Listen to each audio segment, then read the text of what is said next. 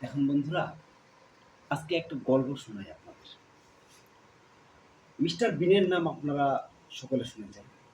সে mister বিন যখন সে Oxford বিশ্ববিদ্যালয়ে ভর্তি হতে যায়, তখন সে ভর্তি হওয়ার পরে চিন্তা করেছে সে অভিনয় জগতে পা রাখবে। তো অভিনয় জগতে যখন সে পা রাখবে, তখন অক্সফোর্ড বিশ্ববিদ্যালয় কর্তৃপক্ষ তাকে একটা নাটকের স্ক্রিপ্ট দিল তাকে বলার জন্য। তো সে যখন সেটা বারবার ট্রাই করতেছে কিন্তু সে ব্যর্থ হতেছে, সে সেটা বলতে পারতেছে না। তখন অক্সফোর্ড বিশ্ববিদ্যালয়ে তাকে বলল যে, বাবা দেখো, তুমি যে আমাদের বিশ্ববিদ্যালয়ে ভর্তি হবে, তুমি অভিনয় করবে, তুমি তো একটা স্ক্রিপ্ট বলতে পারতেছো না।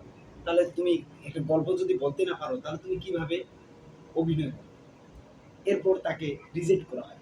কিন্তু মিস্টার বিন তবুও থেমে থাকেন। সে নিজেই একটা ৩ বছরের মাথায় একটা অভিনয় করে সে যখন রিল করে সেটা ছেড়ে দিয়েছিল, তখন সেই অক্সফোর্ড বিশ্ববিদ্যালয় তাকে কিন্তু পুরস্কৃত করেছিল এবং সেই তাদের থিয়েটারে তাকে আমন্ত্রণ জানিয়ে নিয়ে গেছে।